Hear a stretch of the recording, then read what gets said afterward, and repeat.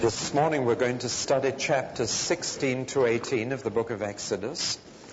I've looked at these chapters and tried to select parts of them, but found that I couldn't do so. So I'm going to read all of this.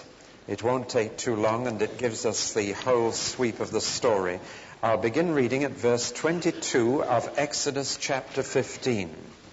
Exodus 15, verse 22, reading through to the end of chapter 18. Then Moses led the people of Israel on from the Red Sea, and they moved out into the wilderness of Shur, and were there 3 days without water. Arriving at Marah, they couldn't drink the water because it was bitter. That is why the place was called Marah, meaning bitter. Then the people turned against Moses. "Must we die of thirst?" they demanded. Moses pleaded with the Lord to help them. And the Lord showed him a tree to throw into the water, and the water became sweet. It was there at Marah that the Lord laid before them the following conditions to test their commitment to him. "If you will listen to the voice of the Lord your God and obey it and do what is right, then I will not make you suffer the diseases I send on the Egyptians, for I am the Lord who heals you." And they came to Elim, where there were 12 springs and 70 palm trees, and they camped there beside the springs. Now they left Elim and journeyed on into the Sin wilderness, between Elim and Mount Sinai, arriving there on the 15th day of the 2nd month after leaving Egypt. There too the people spoke bitterly against Moses and Aaron. "Oh, that we were back in Egypt," they moaned, "and that the Lord had killed us there. For there we had plenty to eat. But now you have brought us into this wilderness to kill us with starvation." Then the Lord said to Moses, "Look, I'm going to rain down food from heaven for them. Everyone can go out each day and gather as much food as he needs. And I will test them in this, to see whether they will follow my instructions or not. Tell them to gather twice as much as usual on the 6th day of the week." Then Moses and Aaron called a meeting of all the people of Israel and told them, "This evening you will realize it was the Lord who brought you out of the land of Egypt. In the morning you will see more of his glory, for he has heard your complaints against him. For you aren't really complaining against us. Who are we? The Lord will give you meat to eat in the evening and bread in the morning. Come now before Jehovah and hear his reply to your complaints." So Aaron called them together, and suddenly out toward the wilderness, from within the guiding cloud, there appeared the awesome glory of Jehovah. And Jehovah said to Moses, "I have heard their complaints. Tell them, in the morning you will have meat, and in the evening you will be stuffed with bread, and you shall know that I am Jehovah your God." That evening vast numbers of quail arrived and covered the camp, and in the morning the desert all around the camp was wet with dew. And when the dew disappeared later in the morning, it left tiny flakes of something as small as hoarfrost on the ground. When the people of Israel saw it, they asked each other, "What is it?" And Moses told them, "It is the food Jehovah has given you to eat. Jehovah has said for everyone to gather as much as is needed for his household, about 3 quarts for each person in his home." So the people of Israel went out and gathered it, and when they poured it into a 3-quart measure, there was just enough for everyone, 3 quarts apiece. Those who gathered a lot had nothing left over. Those who gathered little had no lack. Each home had just enough. And Moses told them, "Don't leave it overnight." But of course some of them wouldn't listen, and left it until morning, and when they looked, it was full of maggots and had a terrible odor. And Moses was very angry with them. So they gathered the food morning by morning, each home according to its need, And when the sun became hot upon the ground, the food melted and disappeared. On the 6th day they gathered twice as much as usual, 6 quarts instead of 3. Then the leaders of the people came and asked Moses why this had been commanded them. And he told them, because the Lord has appointed tomorrow as a day of seriousness and rest, a holy Sabbath to the Lord, when we must refrain from doing our daily task. So cook as much as you want to today and keep what is left overnight. And the next morning the food was wholesome and good, without maggots or odor. Moses said, this is your food for today is the Sabbath to Jehovah, and there will be no food on the ground today. Gather the food for 6 days, but the 7th is a Sabbath, and there will be none there for you on that day. But some of the people went out anyway to gather food, even though it was the Sabbath, but there wasn't any. How long will these people refuse to obey? The Lord asked Moses. Don't they realize that I'm giving them twice as much on the 6th day, so that there will be enough for 2 days? For the Lord has given you the 7th day as a Sabbath rest. Stay in your tents, and don't go out to pick up food from the ground that day. So the people rested on the 7th day, and the food became known as manna, meaning, what is it? It was white like coriander seed and flat, and tasted like honey bread. Then Moses gave them this further instruction from the Lord. They were to take 3 quarts of it to be kept as a museum specimen forever, so that later generations could see the bread the Lord had fed them with in the wilderness when he brought them from Egypt. And Moses told Aaron to get a container and put 3 quarts of manna in it, and to keep it in a sacred place from generation to generation. Aaron did this, just as the Lord had instructed Moses, and eventually it was kept in the Ark of the Tabernacle. So the people of Israel ate the manna 40 years, until they arrived in the land of Canaan, where there were crops to eat. The omer, the container used to measure the manna, held about 3 quarts. It is approximately 1/10 of a bushel. Now at God's command, the people of Israel left the Sin desert, going by easy stages to Rephidim. But upon arrival there was no water. So once more the people growled and complained to Moses.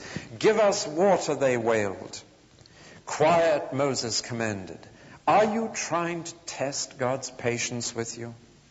But tormented by thirst, they cried out, why did you ever take us out of Egypt? Why did you bring us here to die, with our children and cattle too? Then Moses pleaded with Jehovah, what shall I do? For they are almost ready to stone me. Then Jehovah said to Moses, take the elders of Israel with you and lead the people out to Mount Horeb. I will meet you there at the rock and strike it with your rod, the same one you struck the Nile with, and water will come pouring out, enough for everyone. Moses did as he was told, and the water gushed out. Moses named the place Massa, meaning tempting Jehovah to slay us. And sometimes they referred to it as Meribah, meaning argument or strife. For it was there that the people of Israel argued against God and tempted him to slay them by saying, is Jehovah going to take care of us or not? But now the warriors of Amalek came to fight against the people of Israel at Rephidim. Moses instructed Joshua to issue a call to arms to the Israelites to fight the army of Amalek. Tomorrow, Moses told him, I will stand at the top of the hill with the rod of God in my hand. So Joshua and his men went out to fight the army of Amalek. Meanwhile, Moses, Aaron, and Hur went to the top of the hill. And as long as Moses held up the rod in his hands, Israel was winning.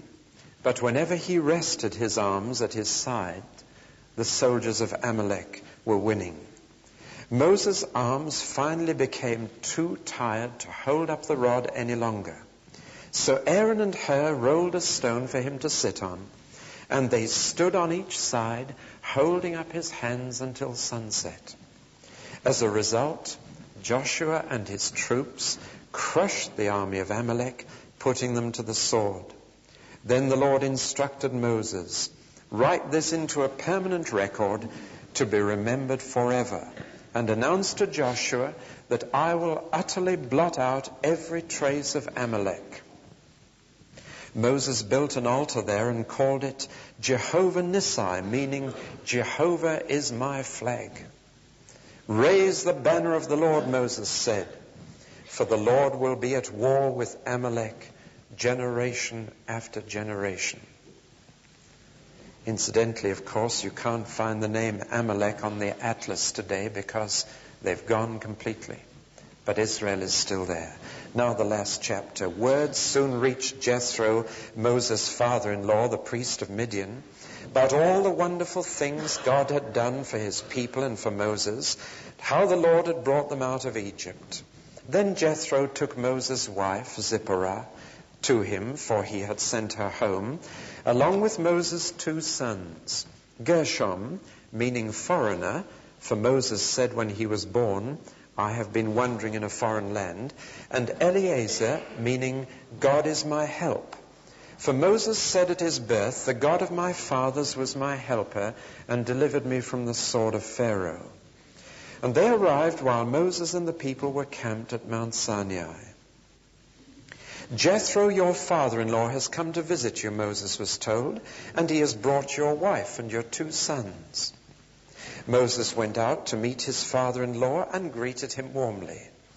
They asked about each other's health and then went into Moses' tent to talk further. Moses related to his father-in-law all that had been happening and what the Lord had done to Pharaoh and the Egyptians in order to deliver Israel, and all the problems there had been along the way, and how the Lord had delivered his people from all of them. Jethro was very happy about everything the Lord had done for Israel and about his bringing them out of Egypt. "Bless the Lord," Jethro said, "for he has saved you from the Egyptians and from Pharaoh and has rescued Israel. I know now that the Lord is greater than any other God because he delivered his people from the proud and cruel Egyptians." Jethro offered sacrifices to God, and afterwards Aaron and the leaders of Israel came to meet Jethro, and they all ate the sacrificial meal together before the Lord. The next day Moses sat as usual to hear the people's complaints against each other from morning to evening. And when Moses' father-in-law saw how much time this was taking, he said, "Why are you trying to do all this alone, with people standing here all day long to get your help?" "Well, because the people come to me with their disputes to ask for God's decisions," Moses told him. "I am their judge, deciding who is right and who is wrong, and instructing them in God's ways. I apply the laws of God to their particular disputes." "It's not right," his father-in-law exclaimed. "You're going to wear yourself out, and if you do, what will happen to the people? Moses, this job is too heavy a burden for you to try to handle all yourself. Now listen, and let me give you a word of advice, and God will bless you. Be these people's lawyer, their representative before God, bringing him their questions to decide. You will tell them his decisions, teaching them God's laws, and showing them the principles of godly living. Find some capable, godly, honest men who hate bribes, and appoint them as judges. 1 judge for each 1,000 people. He in turn will have 10 judges under him, each in charge of 100. And under each of them will be 2 judges, each responsible for the affairs of 50 people, and each of these will have 5 judges beneath them, each counseling 10 persons. Let these men be responsible to serve the people with justice at all times. Anything that is too important or complicated can be brought to you. But the smaller matters they can take care of themselves. That way it will be easier for you because you will share the burden with them. If you follow this advice, and if the Lord agrees, you will be able to endure the pressures, and there will be peace and harmony in the camp. Moses listened to his father-in-law's advice and followed this suggestion. He chose able men from all over Israel and made them judges over the people, thousands, hundreds, fifties, and tens. They were constantly available to administer justice. They brought the hard cases to Moses, but judged the smaller matters themselves. And soon afterwards, Moses let his father-in-law return to his own land.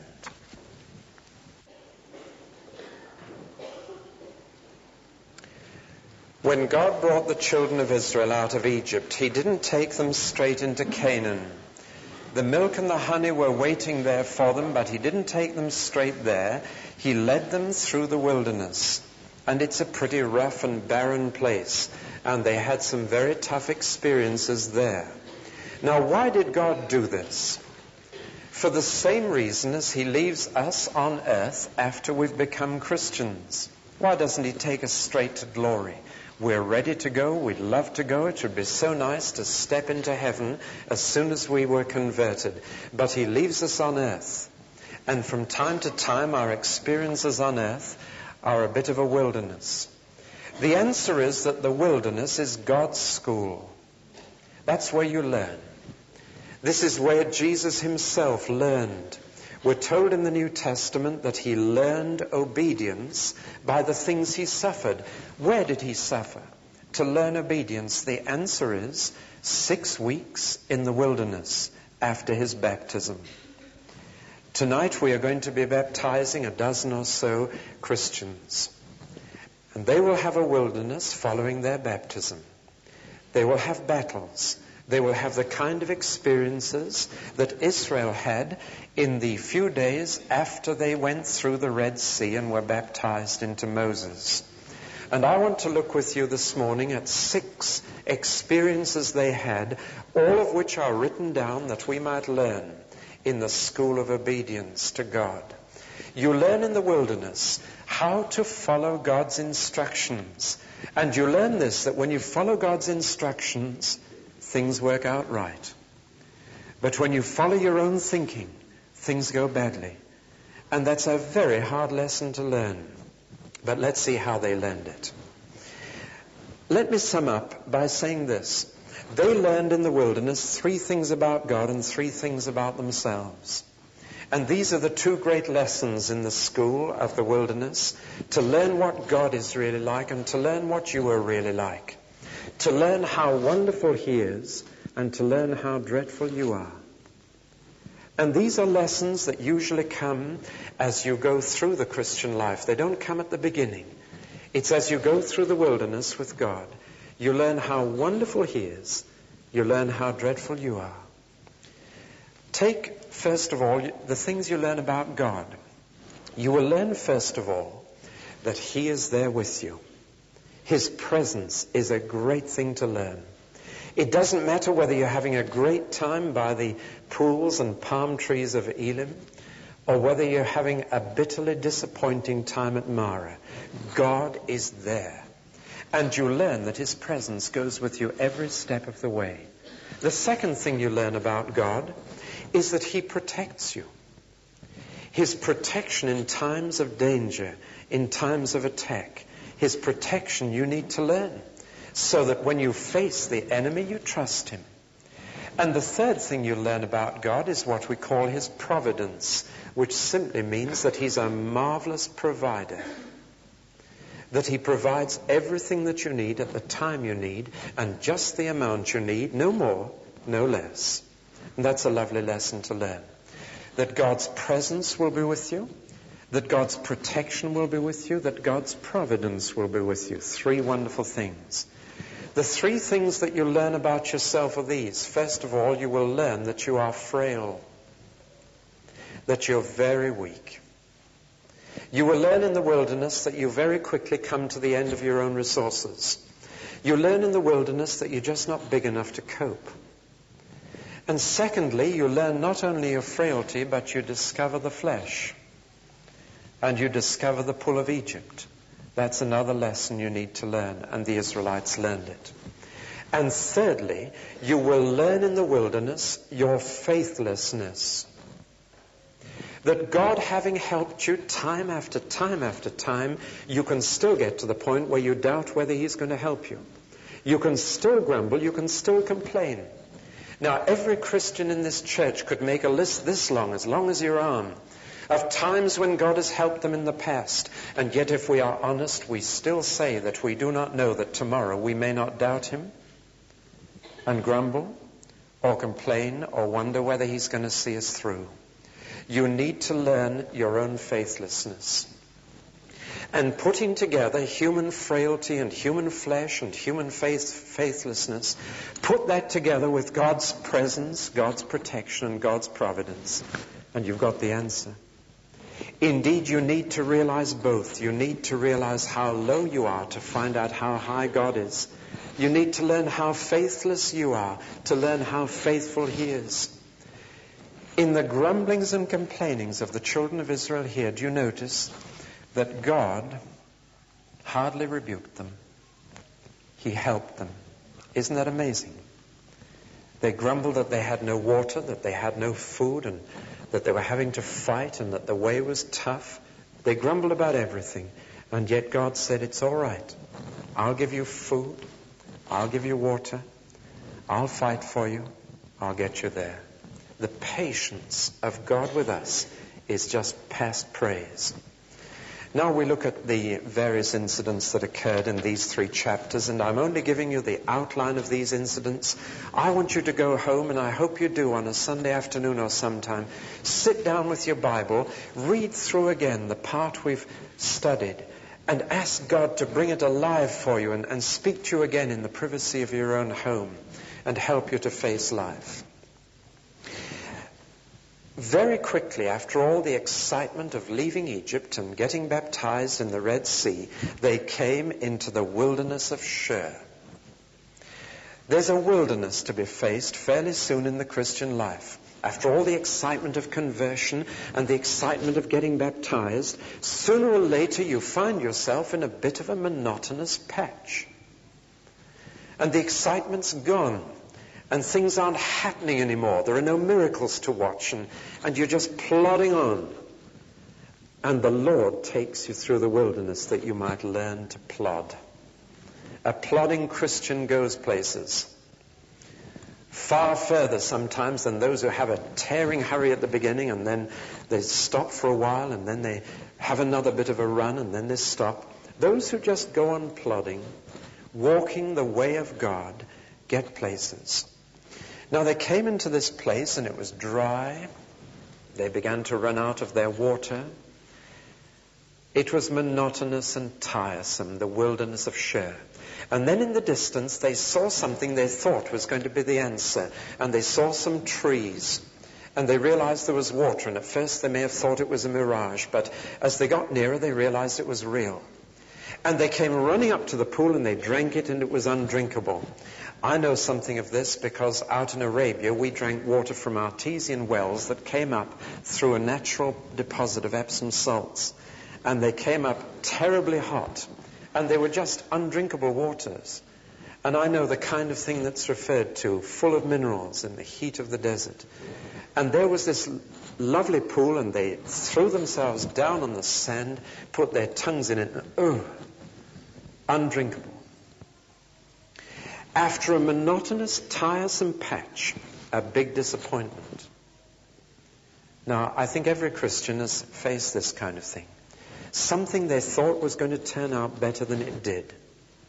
Something on which they'd pinned their hopes, and it doesn't get fulfilled. They were going to learn a profound lesson about God. God's lesson was, this situation is perfectly all right, provided you add to it what I will show you. Now that's his lesson. Not the circumstances are all wrong. They're all right, provided you will add to the situation what I tell you. Now in this case, he told them to throw bits of tree into the water. It may interest you to know that the Arabs still do this. And there are at least 3 trees of which they strip the bark and throw the bark into the water. I'm told something about it causing the minerals to deposit or to precipitate, to use the proper technical term. But apparently Arabs still do this to purify water. Now, if that is the explanation, or if that is what has happened, or whether it was a direct miracle and really had nothing to do with the tree at all, but their faith in doing what God told them, I do not know. I only know that they needed to be shown by God how to put the situation right. That's all. And that's the only lesson I want to draw from this particular incident. That when you've been going through a bad patch, a disappointing, tiresome patch, and then some hope on which you've pinned your future collapses, and you're bitterly disappointed, and you could be easily resentful and bitter about it. The word Mara means bitter, because the water was bitter, but the Israelis were bitter too. The whole situation was bitter. And God said, I will tell you what to add to this situation that will sweeten it. And then you'll be all right. That's a profound lesson to learn. And the interesting thing is that it was there at Mara that God gave himself a new name. He had already called himself I Am, but now he gave a surname to it. I am the God who heals. You will notice as they go through the wilderness that at the places everything is fine, like Elim, they do not learn another thing about God. No new name for God is given. But when they get to the disappointing places, the difficult places, the battles, it is then that they learn more about God. And I will tell you this, that if your Christian life has been smooth and straightforward and simple and easy, then there are many names of God that you won't have got to know.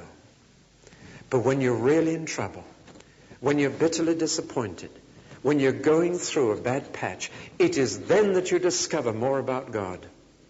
And God says, I am the God who heals you. In fact, God said at that bitter place, the place where they felt the water wasn't even fit to drink, he said, now look, you can drink it if you do what I tell you. And I will keep you from all the diseases of Egypt if you just follow my instructions. In other words, you don't need to be afraid of drinking bad water. If you're following my instructions, I'll look after that side of it. Clearly they were afraid that if they went on drinking it, they would get disease. They had known what bad water in Egypt did, and so they were afraid of disease. And he says, follow my instructions, and I am the God who heals. And if I tell you to drink, it's all right. You know, Jesus said something pretty startling. He said to his disciples, you could take up snakes, yet they wouldn't harm you. There are missionaries who can tell you that that's exactly what God has done for them. In other words, if I tell you to do a thing, follow my instructions, you're all right.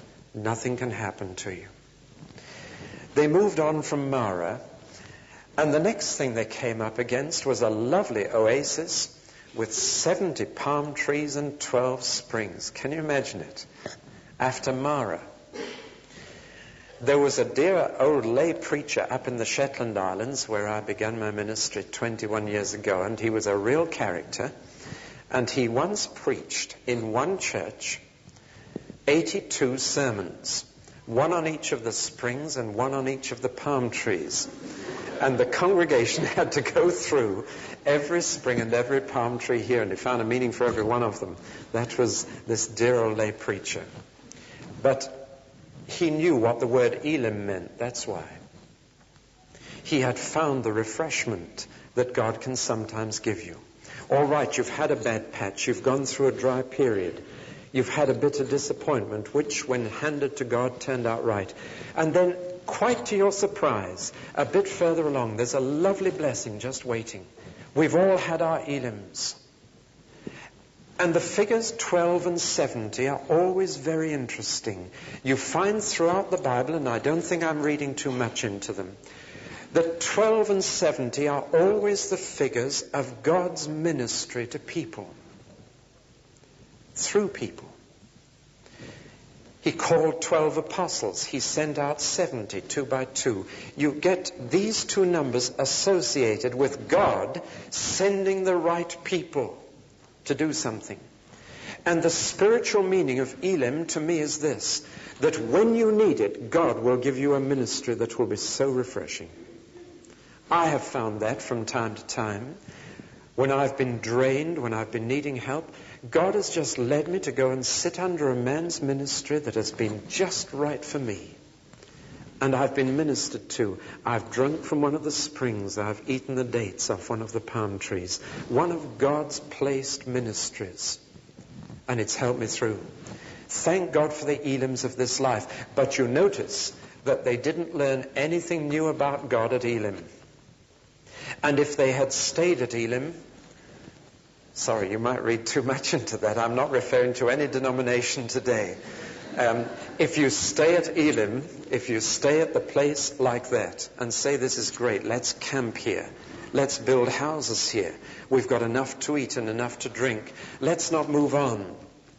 Then I'm afraid that's as far as you'll go in your knowledge of God. God made no new revelation of his name or his nature at Elim. He just refreshed them and said, now move on. And they moved on. So from the place of delight, they moved on.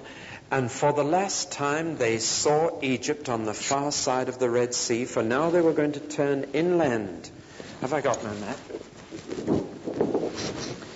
They were coming down the eastern shore of the Red Sea here, towards Sinai. And at a certain point around here, they would leave the coast and head inland through the wilderness that we've got here, the wilderness of Sin, S-I-H-N.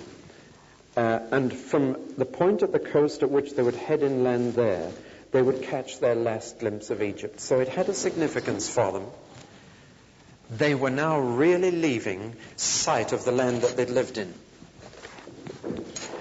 And so they were thinking about all they'd known there. And you know, the food had been good in Egypt. I know they'd had to eat it in chains, but the food was good. We're told about the garlic and the leeks and the onions and all the stew they had there. It fair makes your mouth water to read what they had eaten in Egypt. And now they were leaving Egypt and its food behind. And they found themselves in the wilderness of Sin. The food was gone. And they were saying, why did you bring us out, Moses? They were blaming Moses, and God said through Moses, I brought you out, not Moses. You followed the cloud, not Moses. I led you this way. In grumbling against Moses, you're grumbling against your Lord.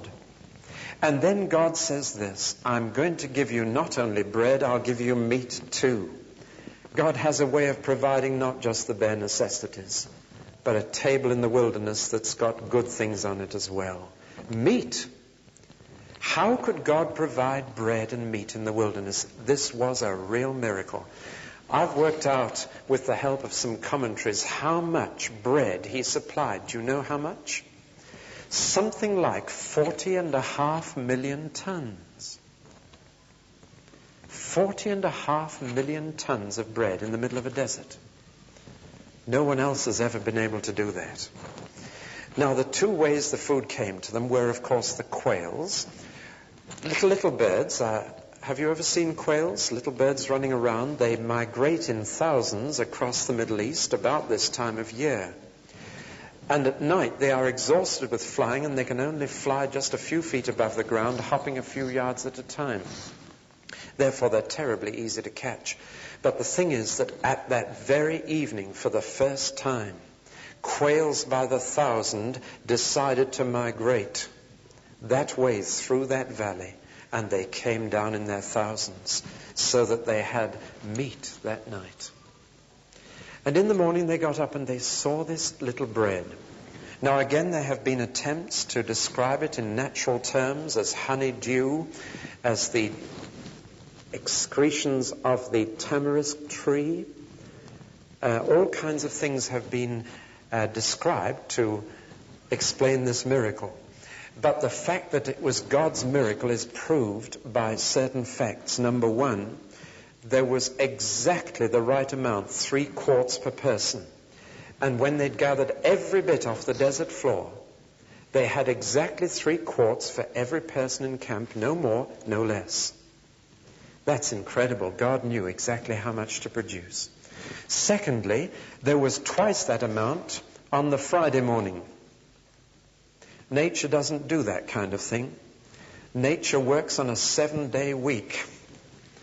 Invariably, I remember that when I used to have to get up every Sunday morning at 4 and milk 90 cows before going to church.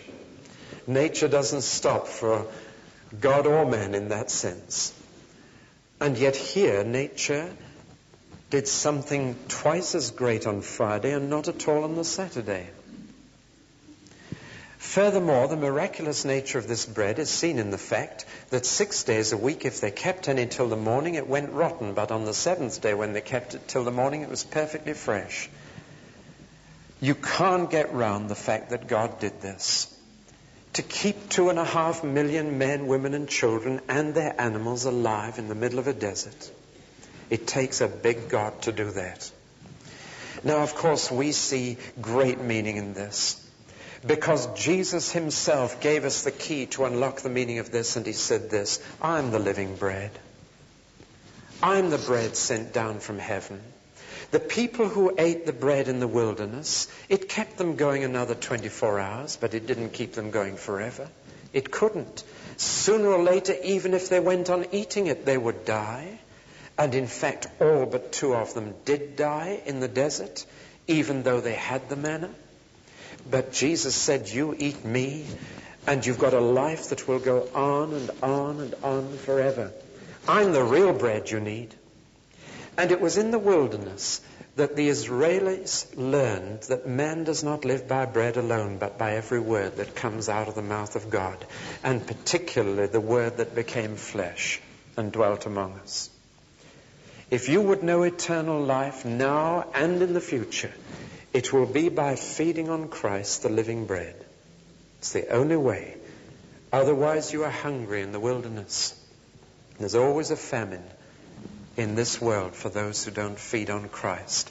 Sooner or later, you say, I perish here with hunger, and in my Father's house there's bread enough and to spare.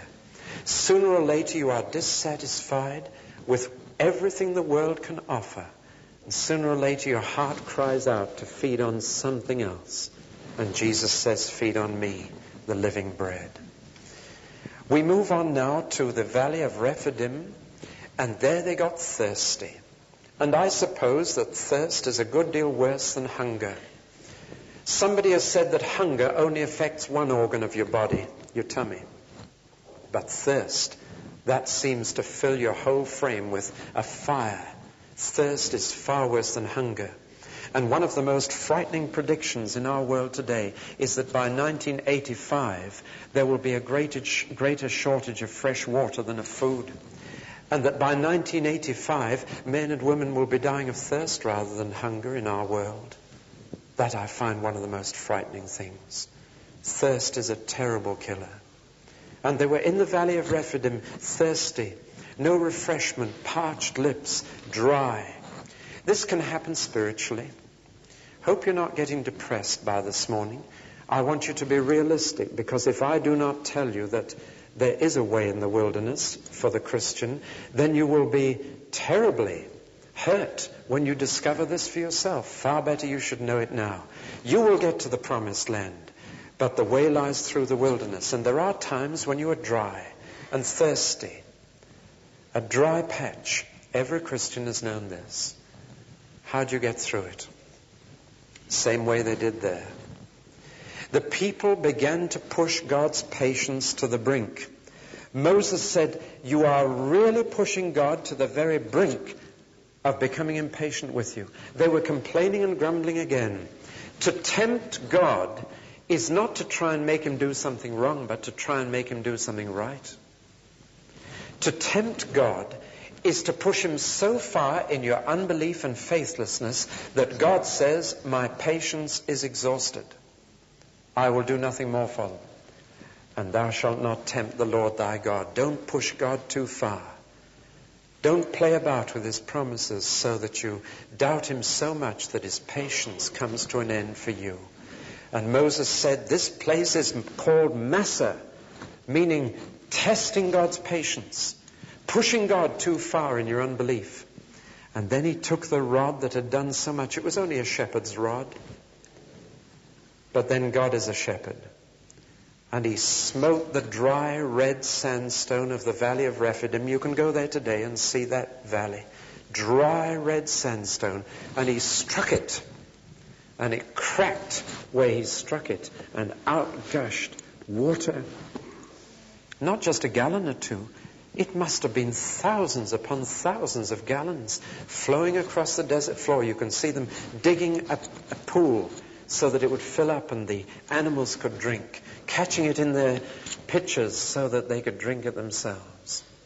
And the New Testament says in 1 Corinthians 10, that rock was Christ. In other words, once again, if you're hungry, then feed on Christ. If you're thirsty, drink of Christ. He says if you knew who you were talking to, you would ask me for a drink. To the woman at the well who said, give me to drink and then I won't have to bother to come to this well anymore with my bucket. Trying to laugh it off with a joke. And Jesus said, look, I could give you a spring of water inside you welling up to eternal life. That's the answer to thirst. Why did Jesus say, blessed are those who hunger and thirst? Because they will then learn that God provides. They shall be filled. And if you've never been hungry for more of Christ and never been thirsty for more of His Holy Spirit, then you've not known what it is to be satisfied. But when you hunger and thirst and go to Christ with that hunger and thirst, then the Rock of Ages is all you need. I turn away from these four places where they had these experiences to two groups of people where they learned two more things. For the first time now, they received attacks from an enemy directly. It says the Amalekites, who lived away down here, they had emigrated from Persia. They'd lived down here for a time. And they now live down here. And the Amalekites had married into the tribe of Esau. And the descendants of Jacob and the descendants of Esau were now to meet. Do you know that one of the deepest tensions in the human race for, about 2,000 years was the tension between Jacob and Esau? It went down through their children. And it went right down until finally from Jacob came someone called Jesus, and from Esau came someone called Herod. And when Jesus and Herod met 2,000 years afterwards, it was still Jacob and Esau meeting. Jacob is the man of vision and faith who lives for the future. Esau is the man who lives for the flesh and the present. The man who wants a plate of soup rather than a mention in someone's will. And the Jacobs and the Esau's of this world are always in tension.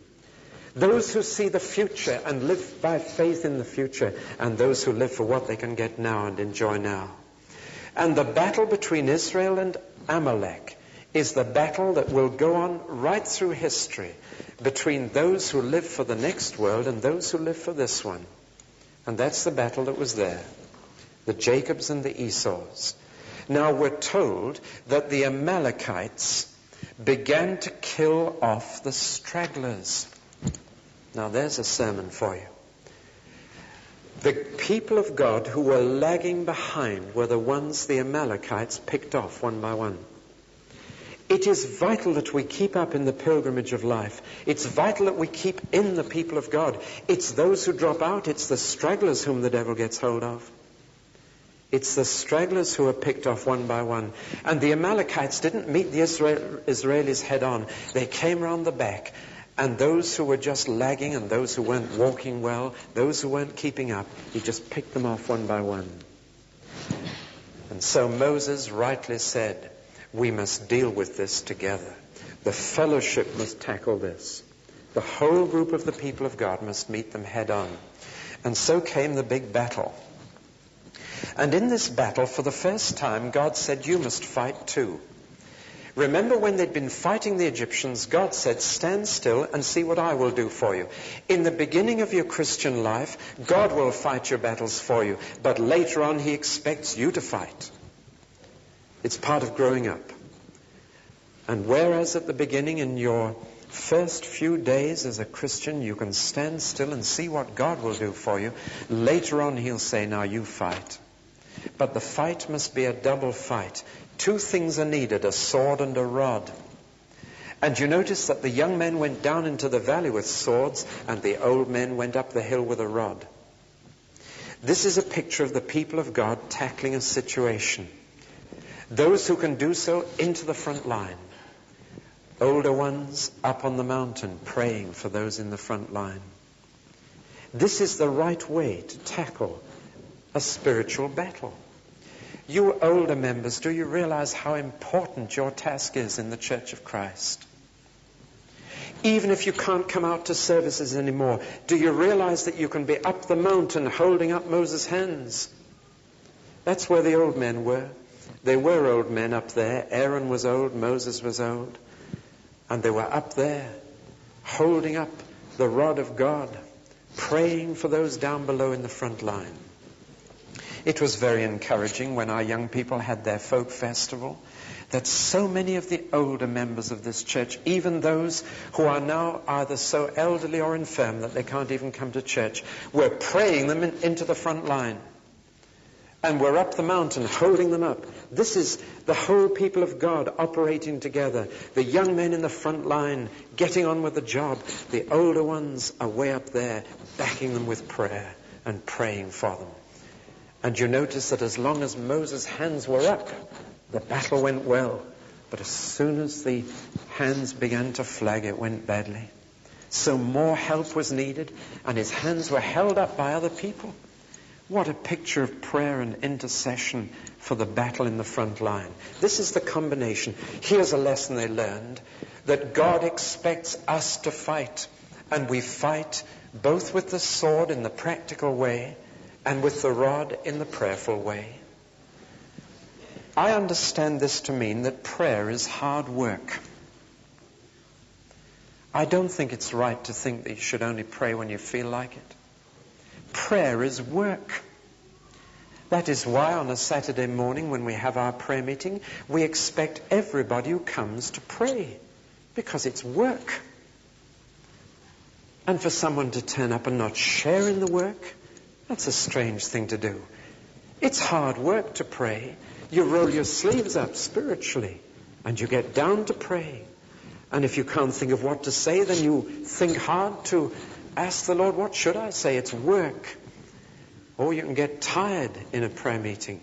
But Moses got tired, yet the others held him up and said, go on, pray until the battle's over. How long should you pray about a problem? Until it's gone. That's the answer. Not just once, twice, but until it's gone. We've had a lovely answer to prayer recently. It was reported yesterday. I think I should share it with you to show you the kind of battle that can happen.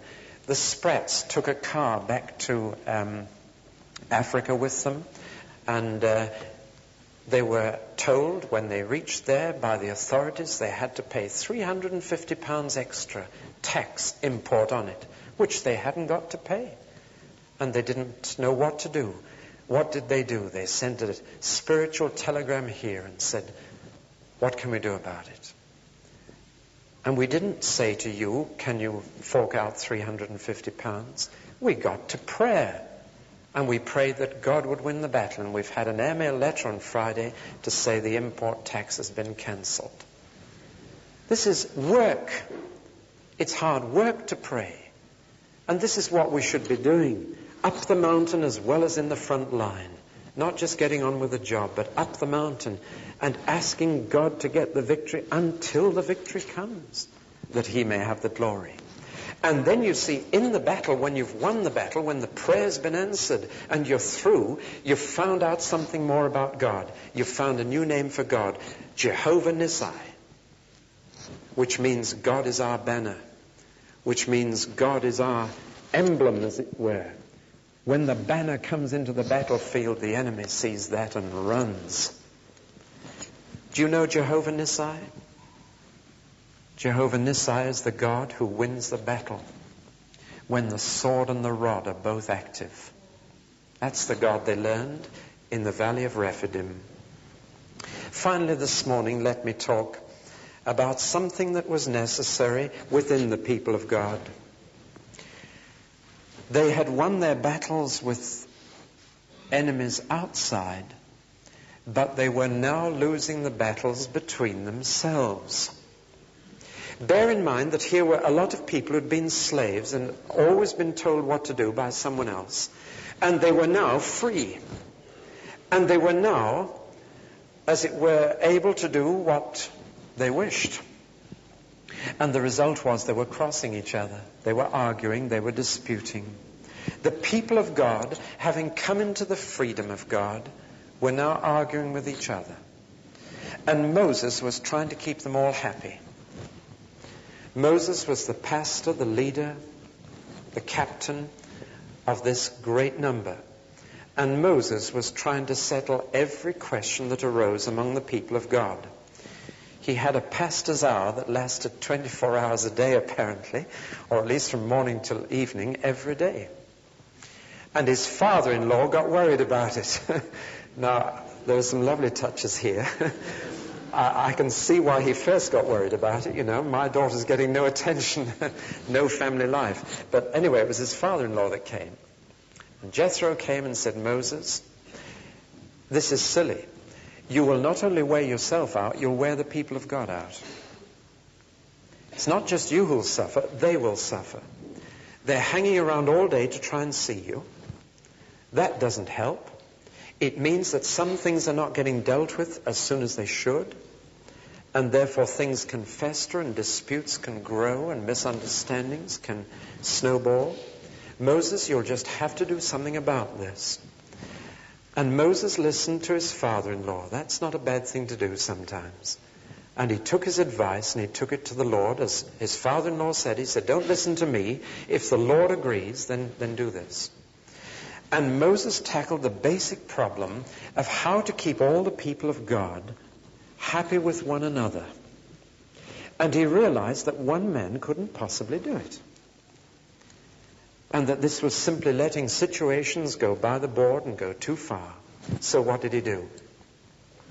When I realized what he did, I'm afraid I laughed out loud. I just found it so funny. He appointed 78,000 people to do his job.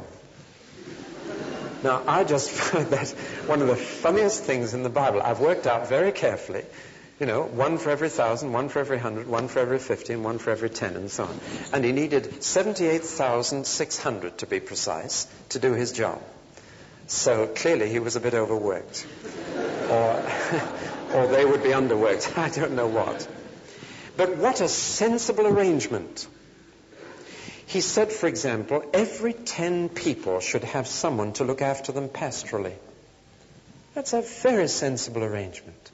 Because 10 people can always feel they've got someone they could get hold of immediately, if one person only has 10. But then he said those people who each have 10 to look after, they should have someone to look after them.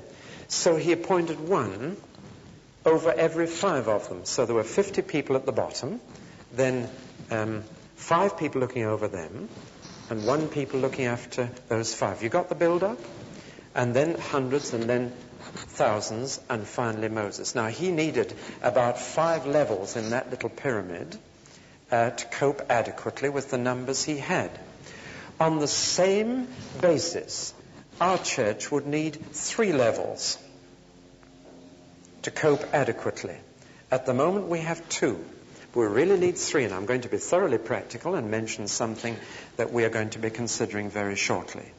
The numbers we have on this basis would need a pastor, elders, and pastoral visitors, each with 10, and an elder with 5 pastoral visitors. That's the kind of thing. You can work it out so that everybody can get straight through to someone with their needs.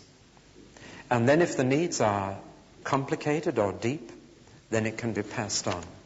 And Moses was left to teach the general principles of God's laws. So he was teaching what God's laws were, and when an individual needed to work out how to apply it, they went to their captain of 10. And if the captain of 10 said, this is a bit too much for me, then they went on to the captain of 50, and so on. What a sensible arrangement.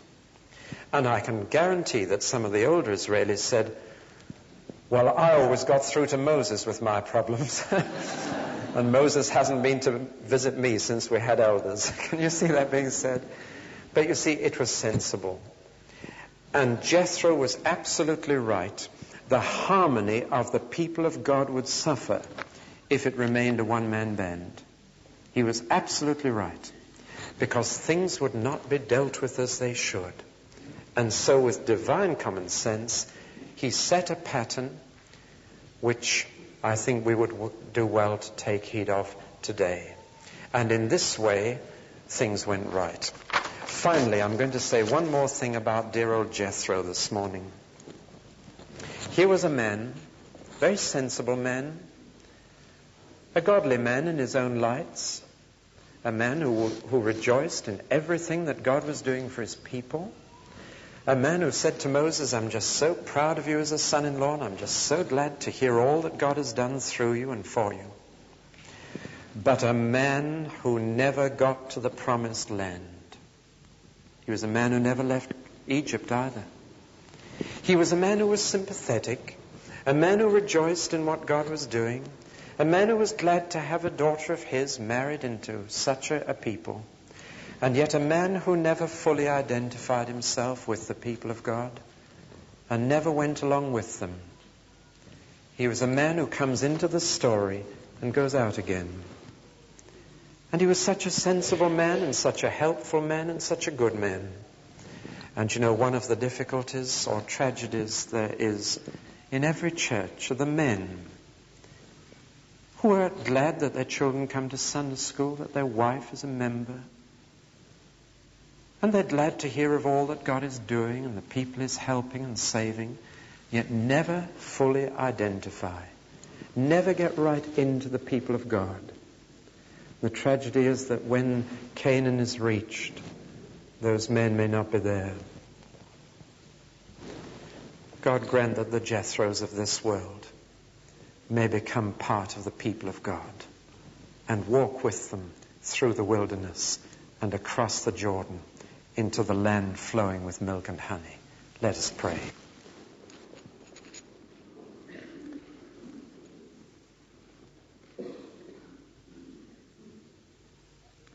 Father, it's just so amazing that we can learn so much from things that happened so long ago. These incidents are way there in a desert that most of us have never even seen. And yet, Lord, their human hearts were the same as our hearts. We've been through these things. We've grumbled and complained, and we've doubted whether you would help us again. Father, forgive us. Grant us to be a happy band of pilgrims. Grant that we may win the battles with the enemy outside. And grant that we may remain in harmony among ourselves, caring for one another, building each other up, urging each other to feed and drink of Christ, until we all grow up to the stature of Him who is the head of the body, even our Lord Jesus Christ Himself, for His name's sake. Amen.